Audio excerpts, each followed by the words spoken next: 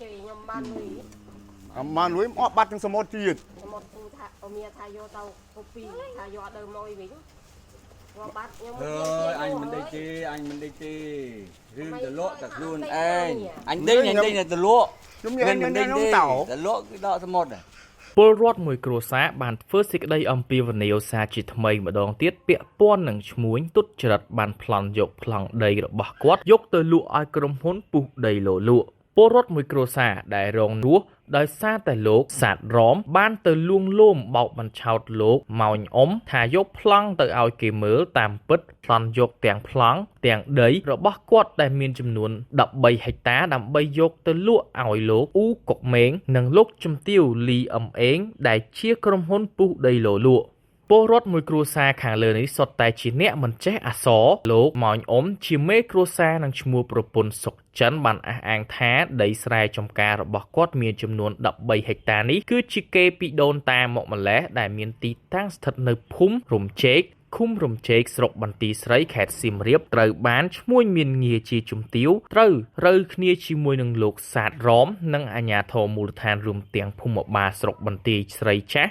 លោកលេងសុផលបានយកដីរបស់ពួកគាត់ទៅលក់ឲ្យមេឈ្មួញដែលល្បីឈ្មោះខាងប្លន់យកផងនិងទិញផងហើយពុះដីលោយ៉ាងក្រអឺតក្រទមនិងធ្លាប់មានរឿងអាស្រូវហើយមានដីកាឲ្យខាត់ខ្លួននឹងមានពាក្យបណ្ដឹងជាច្រើននៅក្នុងខេត្តសៀមរាបនេះផងដែរអង្គភាពយើងមិនអាចសុំការបំភ្លឺពីលោកអ៊ូកុកម៉េងនិងលោកជំទាវលីអឹមអេងបានទេព្រោះគ្មានលេខទំនាក់ទំនងកាលពីថ្ងៃទី2ខែមិថុនាឆ្នាំ2025អង្គភាពយើងបានសុំការបំភ្លឺពីលោកមេភូមិរំជែកលោកឡុងតក់បានឆ្លើយប្រាប់មកអ្នកសារព័ត៌មានយើងថាគាត់មិនបានពាក់ព័ន្ធនឹងរឿងរ៉ាវប្លន់ដីរបស់ម៉ោញអ៊ំនោះទេគាត់បានទទួលស្គាល់ថាគាត់បានចុះហត្ថលេខាមែនក៏ប៉ុន្តែពុំមែនលោកម៉ោញអ៊ំម្ចាស់ដីយកទៅចុះនោះទេគឺលោកភូមិបាលស្រុកបន្ទាយស្រីចាស់លោកលេងសុផលអ្នកកាន់យកមកចុះហត្ថលេខាជាមួយគាត់តាំងពីឆ្នាំ2004មកម្លេះនេះបាទតាមលោកមេភូមិរំជែកបញ្ជាក់ប្រាប់អង្គភាពយើងបានស្គាល់ទំនាក់ទំនងសុំការបំភ្លឺពីលោកលេងសុផលតាមលេខទូរស័ព្ទ076 77 22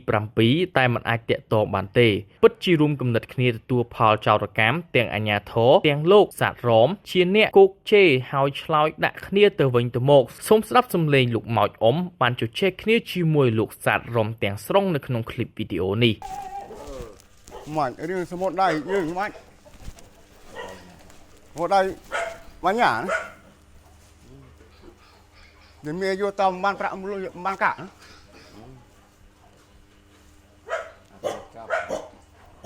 ចប់ខ្ញុំបានលុយ rồi ăn tên shop thế à ងោណា nhom ban lụa ban tôi nè phải cưng xua rồi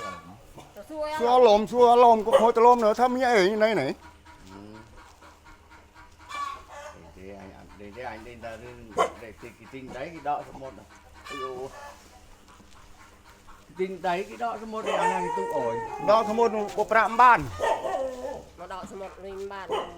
ចង់យកsố 1វិញណា một người nha vô em vô số 1 ôi nhom vinh hả vô rồi mấy số 1 vinh rồi mấy cho bao nhiêu bán lùi dây ót lùi mà đánh bờ lụa bằng bán lùi nó có thao ăn mải đình thế gì tham bên đấy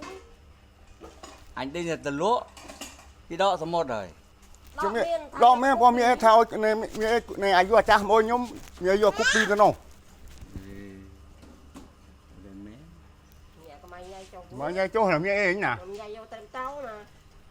miền đấy hiểu riêng tem trâu rồi dây là tem trâu rồi Nô nè anh bắn là cọ chì nhom ban lưới มาลุยออกบัตรถึงสมอจีด một cụ thà ở mía thà vô tàu copy thà vô đời môi vĩnh vào bắt nhưng Thôi anh mình đây chi riêng từ lỗ thật luôn anh đây là từ lỗ ខ្ញុំញ៉ាំញ៉ាំនំតោ từ lỗ cái đó số 1 này ngheថា copy យកចាស់មកខ្ញុំវិញ là cái vô copy mà cái tinh đây là cái vô copy nhom cọ chì ខ្ញុំបានលុយមកเพื่อนហើយ trong là cái man và hai thế bây giờ để riêng đây cái đâm để riêng chậm phụ chậm chủ vợ ấy nó cái man như thế à cái man và hai thì 1 và 2 ấy thế gì gì nhà lầu ăn miền nấu nước mía ấy anh tự chơi đây anh đẹp anh tự chơi đây mày thì họ mẹ cũng là thưa cháu rồi họ là mạch đâu trên mình dây là mạch mồm pin mẹ mau nhông chơi ở đây tao bay hụt từ lượng luôn anh ơi luôn anh mình dây mồm pi mìa mẹ mồm pin mẹ vô số món nhỏ mát chỗ nhân là miếng tấm nhẹ nhom miếng cho tao na thì cho tấm nhẹ nhặt vô anh khơi nhơi sẽ một nôn nơi là ca nó đi để đặt phần đằng luôn đây nó nàng tôi thấy anh đến đây tôi phi anh kia vô tao bị nhảy ra bàn mẹ nhớ vô nhưng vô biết nó nã vô bia lại lôm tao nhảy lại lôm nhập tao hơi cho xua lại luôn thân ơi mẹ rom đi nhưng lại lôm nhập mới vô nè chỉ nhảy nhặt tao vô anh nữa đi vô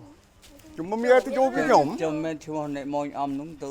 tôi lộ lại lôm đừng có thể đấy anh nghe cho bạn chúng mẹ anh vô số mốt cọ chì ý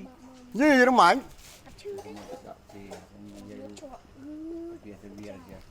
bia tí tới trâu ấy mày phải sao tập lôi dày vô cà phê ấy này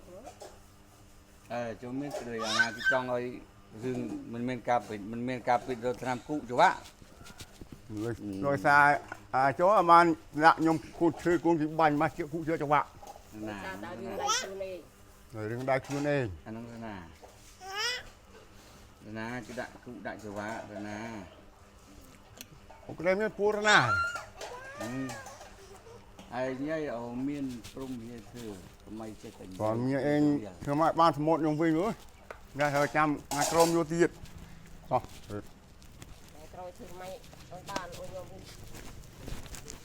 រហូតមកដល់ពេលនេះលោកម៉ោចអ៊ុំនិងក្រុមគ្រួសារពុំទាន់បានការដោះស្រាយជូនពួកគាត់ដែលរងគ្រោះថ្នាក់ខាងលើនេះនៅឡើយទេលោកម៉ោចអ៊ុំដែលត្រូវជាមេគ្រួសាររួមជាមួយនឹងកូនជាជនរងគ្រោះបានអះអាងថាដីស្រែចម្ការរបស់គាត់គឺមានចំនួន13ហិកតាដែលស្ថិតក្នុងភូមិឃុំខាងលើគឺត្រូវបានឈ្មោះសាទរំបានលួចយកប្លង់ដីរបស់គាត់និងត្រូវរើគ្នាជាមួយសមត្ថកិច្ចមូលដ្ឋានយកទៅលក់ឲ្យឈ្មួញហើយគាត់បានបញ្ជាក់ប្រាប់កាសែតជើងថាការពីកន្លងមកគាត់បានប្តឹងចូលទៅសាលាដំបងនិងសាលាឧទ្ធរដែរតែពុំមានយុត្តិធម៌ចំពោះពួកគាត់សោះគាត់បានបន្តថាគាត់មានសាក្សីរស់ជាច្រើនអ្នកថែមទាំងអ្នកភូមិរំជែកជាច្រើនអ្នកនិងមេឃុំចាស់ធ្លាប់ទទួលស្គាល់ថាពិតជាដីគេពីដូនតារបស់គាត់មែនកាលពីអំឡុងឆ្នាំ2021លោកម៉ោចអ៊ុំត្រូវបានលោកអ៊ូកុកមេងលោកជំទាវលីអ៊ំអេងបានប្តឹងពួកគាត់ពីបទកាប់កូនឈើឲ្យជាប់ពន្ធនាគារទៅតាមដីកាបង្គាប់ចាប់ខ្លួនលេខ72ចុះថ្ងៃទី9ខែកុម្ភៈឆ្នាំ2021រហូតដល់ថ្ងៃមានសេរីភាពវិញនៅថ្ងៃទី9ខែកុម្ភៈឆ្នាំ2023កំណត់ទោស2ឆ្នាំបច្ចុប្បន្នក្រុមគ្រួសារលោកម៉ោចអ៊ុំរស់នៅបន្លាស់ទីគ្រប់ទីកន្លែងព្រោះខ្លាចគ្រួសារអ្នកមានលុយចាប់ដាក់ពន្ធនាគារទៀតជាក់ស្ដែងក្រុមគ្រួសារមួយនេះសូម្បីតែផ្ទះក៏គ្មាននៅផងរកព្រឹកខ្វះល្ងាចជួនកាលដាច់បាយក៏មានដែរដូច្នេះហើយទើបក្រុមគ្រួសារខាងលើបានសំណូមពរដល់សម្ដេចបវរធិបតីហ៊ុនម៉ាណែតនិងសម្ដេចហ៊ុនសែនសូមលោកជួយរកយុត្តិធម៌ឲ្យកូនចៅផងកូនចៅទីតក្រណាស់សូមសម្ដេចពុកជួយកូនចៅផងសប្តាហ៍ថ្ងៃកូនចៅរកតែបាយហូបមិនគ្រប់គ្រាន់ផងផ្ទះក៏គ្មានដែរដូច្នេះហើយសូមសមត្ថកិច្ចមូលដ្ឋានស្រុកបន្ទាយស្រីក៏ដូចជាអាជ្ញាធរខេត្តសៀមរាបមេត្តាជួយស៊ើបអង្កេតនិងចាត់វិធានការឲ្យខ្ញុំបាទផងខណៈដែលពេលនេះដី13ហិកតានេះគឺកំពុងតែត្រូវបានគេយកពុះជាដីឡូលក់បំបត្តិផុសតាងអាស្រ័យដូច្នេះហើយពួកគាត់បានសំណូមពរទៅដល់អតិថិជនដែលចូលចិត្តទិញដីឡូគឺត្រូវប្រយ័ត្នឲ្យមែនទែនពីព្រោះទីតាំងនេះកំពុងតែមានបញ្ហាពាក់ព័ន្ធនឹងផ្លូវច្បាប់ទស្សនិកជនជាទីរាប់អានដែលនិយមតាមដានព័ត៌មានខ្មែរអេសានយើងខ្ញុំរឿងពិតគ្មានចេតនាញុះញង់ឬមូលបង្កាច់បង្ខូចទៅដល់ស្ថាប័នណាមួយឡើយអង្គភាពយើងរងចាំតែការបកស្រាយបំភ្លឺពីគ្រប់ភាគីដែលពាក់ព័ន្ធគ្រប់ពេលនិងម៉ោងធ្វើការ